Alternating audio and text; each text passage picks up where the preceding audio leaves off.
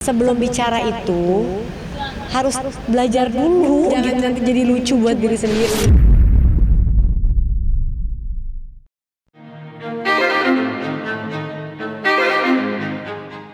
Pemirsa Intens Investigasi, perseteruan antara Assanti dan mantan karyawannya Ayu Hairun Nurisa kini semakin memanas dan mulai memasuki babak baru. Pasalnya, Ayu kini telah ditetapkan sebagai tersangka atas laporan Assanti di Polres Tangerang Selatan terkait kasus dugaan penggelapan. Melihat kabar mengejutkan tersebut, lantas seperti apa? Tim Intens Investigasi yang berhasil menemui Assanti secara eksklusif untuk menanyakan tanggapannya terkait status hukum mantan karyawannya itu. Benarkan Assanti kini merasa tenang hingga dirinya pun kini lebih memilih fokus pada urusan pribadi dan pendidikan, terutama menjelang ujian kelayakan di kampusnya? Seperti apa pula tanggapan Haris selaku manajer Assanti yang ikut mengawal kasus ini? Hingga tanggapan Ayu, kini dirinya ditetapkan sebagai tersangka? Lalu, bagaimana pula Assanti menanggapi laporan balik dari Ayu yang menuding dirinya melakukan TPPU alias tindak pidana pencucian uang? Pemirsa, bersama Intens Investigasi, kami hadirkan kabar terkini, terpercaya dan teraktual. Tetapi sebelumnya, jangan lupa untuk like, subscribe, dan juga share channel YouTube ini.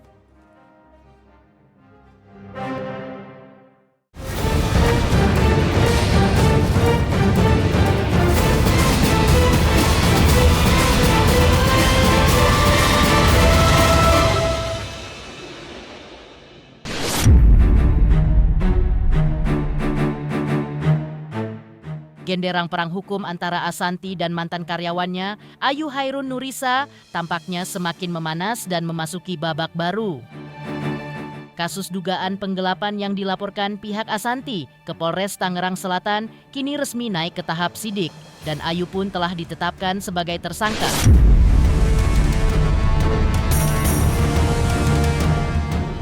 Namun di tengah sorotan publik, Tim Intens Investigasi berhasil menemui Assanti secara eksklusif untuk menanyakan tanggapannya terkait status hukum mantan karyawannya itu.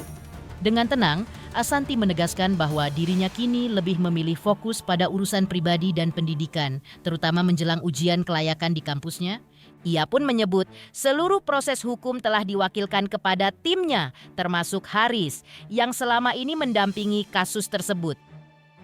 Assanti menambahkan dirinya tak ingin energinya tersita untuk menanggapi hal-hal yang menurutnya tidak berdasar. Ia menilai banyak pernyataan dari pihak lawan yang hanya bersifat provokatif dan jauh dari fakta sebenarnya.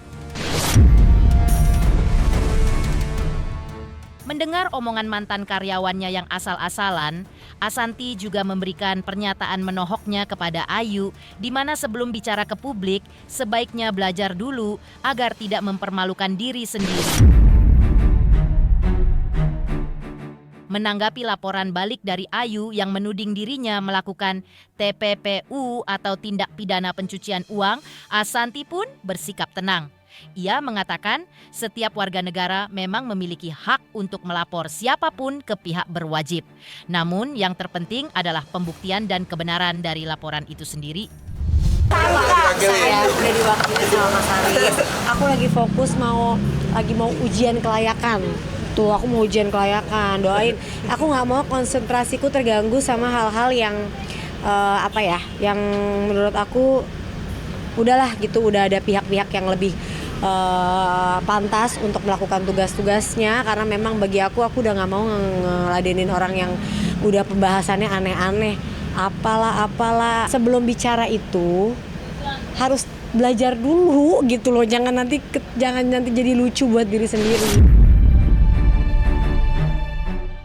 Ya ini aku mundur jadinya kan, ujian kelayakan mundur, terus juga apalagi yang mundur ya. Ya memang mundur pertama gara-gara aku kemarin fokus sama Lumiere kan, terus juga mundur gara-gara ini. Jadi tapi nggak apa-apa, aku nggak mau aku lulus asal lulus gitu. Aku mau memang aku benar-benar lebih baik mundur tapi aku totalitas. Aku sih sehat alhamdulillah, maksudnya sehat sih alhamdulillah sehat. Cuma mungkin yang tadinya harusnya fokusnya disertasi, fokus ke Lumiere dan lain-lain kepecah sedikit gitu, karena gimana pun kan omongan-omongannya mereka ini kayak nggak ada, kayak asal aja apa yang bisa diomongin gitu, bukan hal-hal yang berdasarkan fakta yang terjadi. Warga negara berhak mau melaporkan siapapun, tinggal nanti pembuktiannya, laporannya berjalan apa enggak dengan bukti-bukti yang ada. Jadi silakan, nggak ada masalah. Sementara itu, tim intens investigasi juga berhasil mewawancarai Haris selaku manajer sekaligus orang kepercayaan Assanti yang selama ini ikut mengawal kasus tersebut. Saat ditemui secara eksklusif, Haris mengaku telah mendengar kabar bahwa status Ayu resmi naik menjadi tersangka di Polres Tangerang Selatan atas laporan dugaan penggelapan.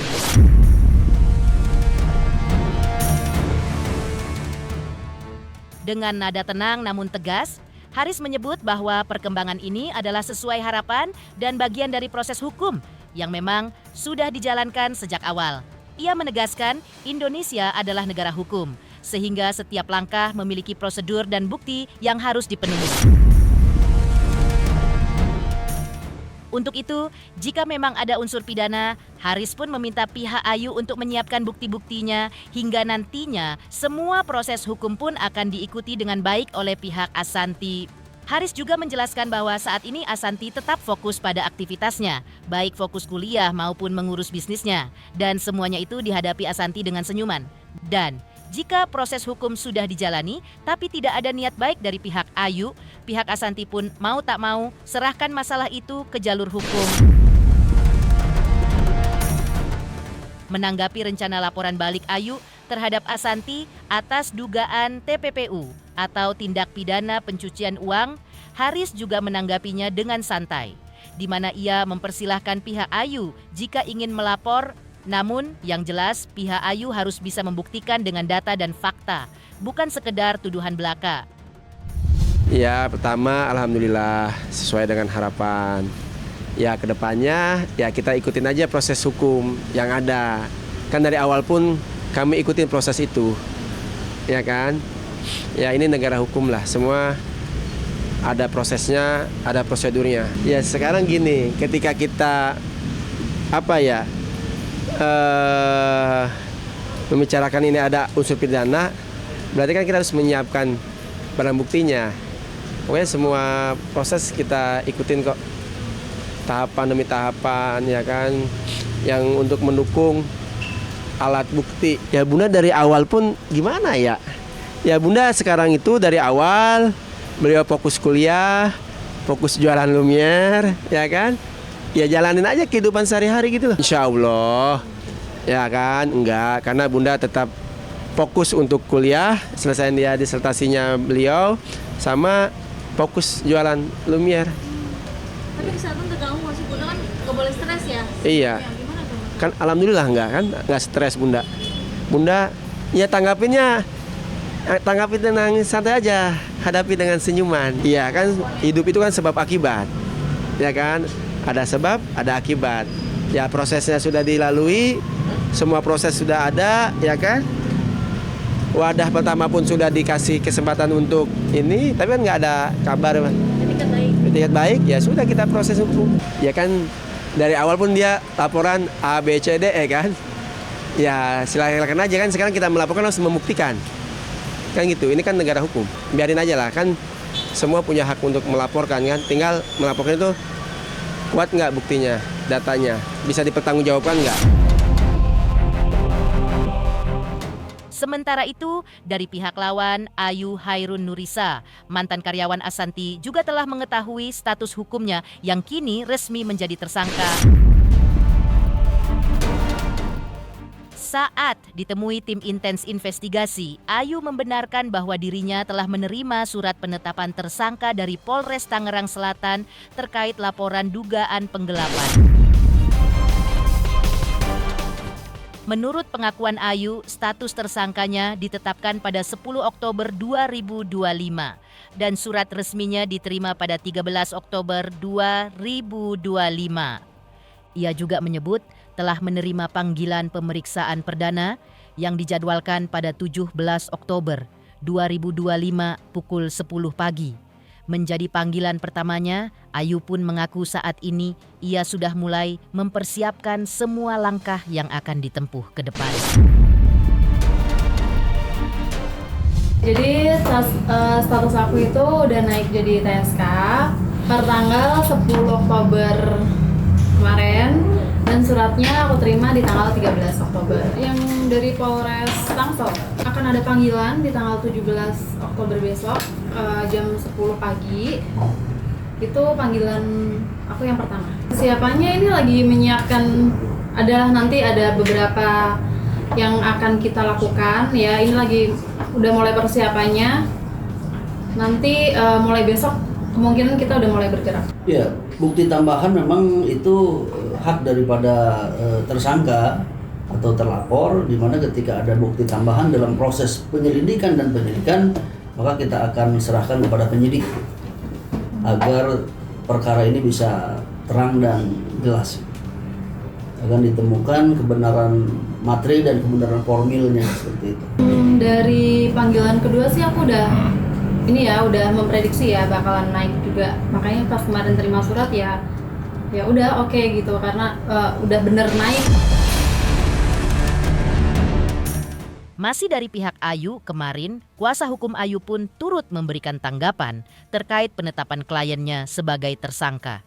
Menurut sang kuasa hukum, penetapan status tersangka tersebut merupakan bagian dari proses hukum yang memang sudah diatur secara prosedural, baik dalam tahap penyelidikan maupun penyidikan. Lebih lanjut, ia menjelaskan bahwa laporan yang ditangani oleh Polres Tangerang Selatan mencantumkan beberapa pasal, yakni pasal 265, 374, dan 372 KUHP.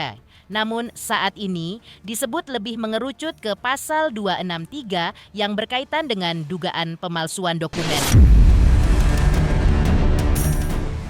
Sang kuasa hukum juga menegaskan bahwa pihaknya telah menyiapkan langkah hukum berikutnya dan akan menyerahkan sejumlah bukti pendukung kepada penyidik dalam pemanggilan pemeriksaan mendatang. Iya, terkait penetapan tersangka memang itu sudah diatur dalam proses penyelidikan dan penyidikan ya. Ketika sudah naik gelar perkara sidik, ditemukan 2 alat bukti, maka naik tersangka ya. Terkait delik yang dilaporkan di Tangerang Selatan adalah pasal 263, 374 dan 372. Tapi sepertinya merucut ke pasal 263 terkait pemalsuannya. Dan agenda yang akan datang dalam proses penyidikan itu di tanggal 17 Oktober dimintai keterangan dalam tingkatan penyidikan, dan kita akan siapkan bukti-bukti tambahan dan saksi-saksi yang akan kita siapkan untuk membuat perkara ini lebih terang. Meninggalkan Ayu, mantan karyawannya kini telah ditetapkan sebagai tersangka. Lantas seperti apa? Juga Asanti yang angkat bicara terkait dituding oleh mantan karyawan dituding perampasan aset.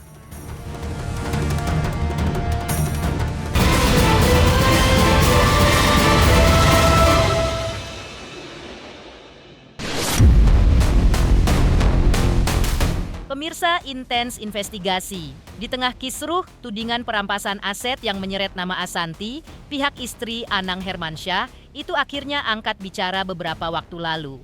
Melalui kuasa hukumnya, Asanti membantah keras tudingan mantan karyawannya Ayu yang menyebut adanya tekanan dan pemaksaan dari tim Asanti saat pengambilan sejumlah barang di rumahnya. Menurut kuasa hukum, kedatangan tim Asanti ke rumah Ayu sama sekali bukan inisiatif dari pihak Asanti, melainkan atas ajakan suami Ayu sendiri. Bahkan tujuan kedatangan itu bukan untuk mengambil barang, melainkan menindaklanjuti kesepakatan yang sebelumnya sudah disetujui oleh keluarga Ayu. Asanti pun mengaku heran dengan pernyataan Ayu dalam konferensi pers beberapa waktu lalu yang menyebut dirinya diperas. Padahal, berdasarkan keterangan kuasa hukum, barang-barang seperti sertifikat, mobil, hingga perhiasan yang disebut sebagai aset justru diberikan sendiri oleh Ayu sebagai jaminan atas permintaan suami dan ibu mertuanya, dua orang yang disebut sangat ingin membantu Ayu agar tidak dilaporkan ke pihak berwajib.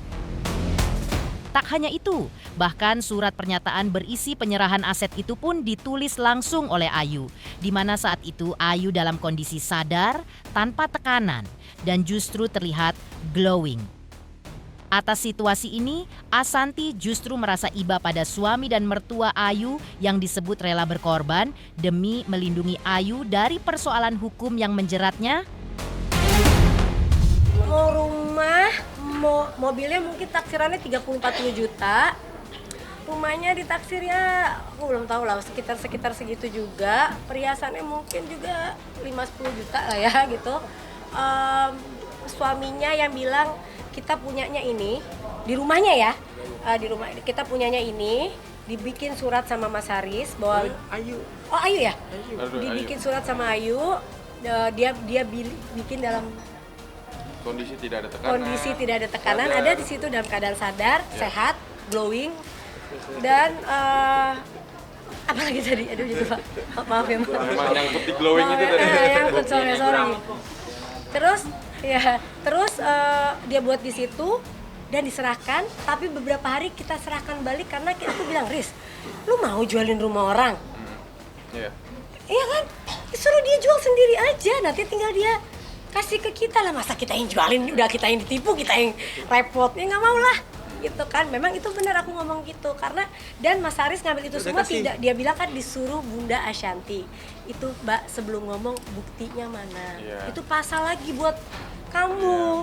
Ada nggak arahan Bunda Ashanti? Aku aja nggak tahu dia ke rumahnya ngambil apa-apa. Beliau yang mereka yang menyerahkan Dan meminta kita. untuk tidak dilaporkan. Bagi etikat baik. Jadi ini harus dicatat betul nih teman-teman. Bu Ashanti atau timnya itu kesana karena diajak, ya, bukan karena inisiatif yang wah kami ke rumah kami ambil barangnya. Tidak. Makanya unsur perampasan ke Polsek dulu Bang. Ke Polsek, ya. Dia nggak mau dilaporin, Betul. baru dia bawa ke rumahnya. Kalau makanya ke rumahnya itu ajakan dari dia. Jadi kita tidak ada inisiatif yang aneh-aneh. Kita juga malah menjaga komunikasinya awal ke kantor, ngobrol baik-baik. Jadi makanya unsur perampasan ini kita bingung sebenarnya. Kami yakin polisi akan bertindak objektif. Tapi yang kami perlu catat yang di bawah tekanan ini request dari ibu mertuanya juga. Jadi selain suaminya yang baik hati, ibu mertuanya juga baik hati. Dia dengan sangat menyayangi Ayu sebenarnya. Dia mau bertanggung jawab buat surat pernyataan, dia sayang sama mantunya. Tadinya kita mau laporin juga suaminya, kita pikir kerjasama antara mereka, tapi sekarang saya balik jadi kasihan sama suami dan keluarga suaminya, karena ya saya nggak bisa cerita lah masalahnya apa, tapi saya jadi kasihan sama suami dan keluarga suaminya karena mereka ya tadi berbesar hati juga untuk mau kita ini ya kita dia mau untuk melakukan. Boleh ya Bu, kata Mas Haris, boleh. Dan di rumahnya ya, di rumah Mbaknya. Kita dari pihak Mas Haris sebagai pelapor dan mewakili manajemen waktu itu sudah melaporkan di Polres Tangsel. Itu Mei. Di sekitar bulan Mei, akhir awal Juni lah. Kita mau membuktikan bahwa memang ada hal-hal yang harus ditimbang oleh polisi. Yang pertama soal pemalsuan surat. Jadi mereka yang melakukan pemalsuan surat. Makanya Mas Anang tadi itu mungkin jadi korban juga sebenarnya. Yang kami kesian juga. Karena tanda tangannya dipalsukan, tapi ini masih proses pembuktian di kepolisian ya. Yang kedua ada penggelapan dalam jabatan. Ini yang sebenarnya teman-teman media pasti sudah lihat, kemarin ada beberapa kali saudari A ini keceplosan. Dia bilang hilaf dan lain-lain.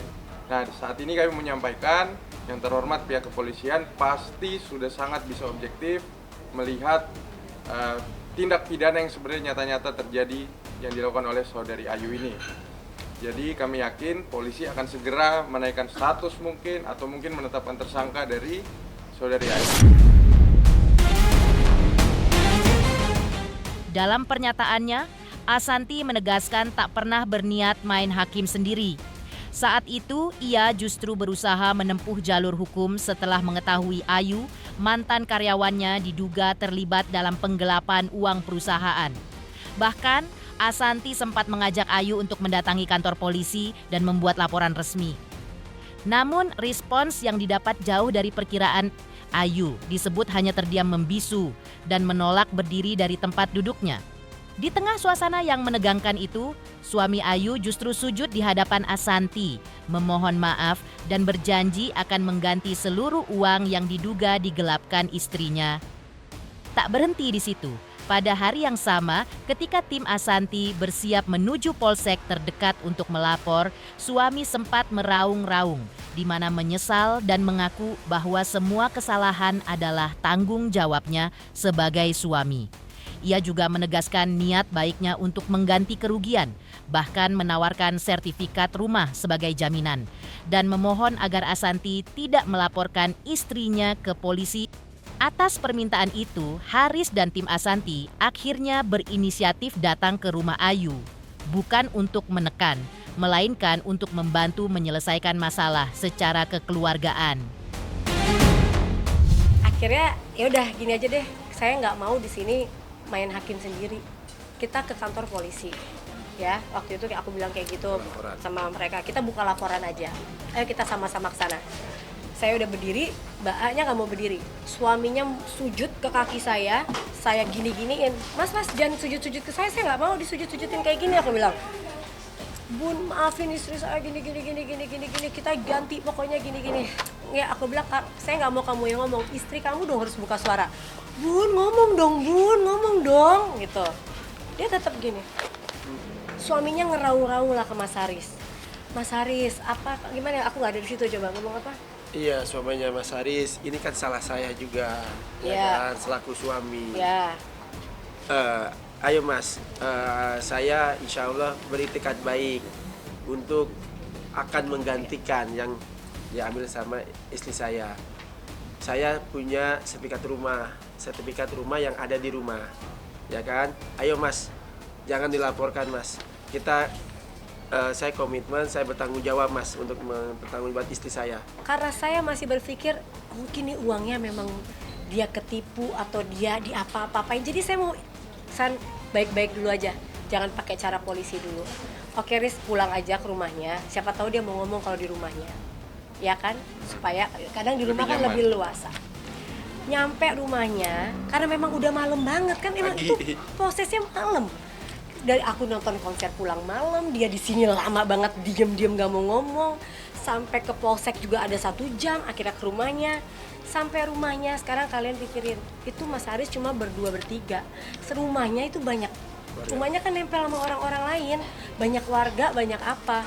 Apa bisa 3 orang mengintimidasi satu rumah yang ibaratnya ada ibunya, ada mertuanya, ada saudaranya, ada keluarganya. Di situ juga kan kalau di daerah situ biasa penduduknya lebih, mereka saling padat penduduk, biasa mereka saling membantu kalau ada apa nih gitu. Pemirsa Intens Investigasi, jangan lupa saksikan terus Intens Investigasi. Dan pastikan jangan lupa untuk like, subscribe, share, dan juga komen. Tim redaksi Intens Investigasi juga mengucapkan banyak terima kasih kepada semua subscribers. Hingga channel Intens Investigasi kini menuju 4 juta subscribers.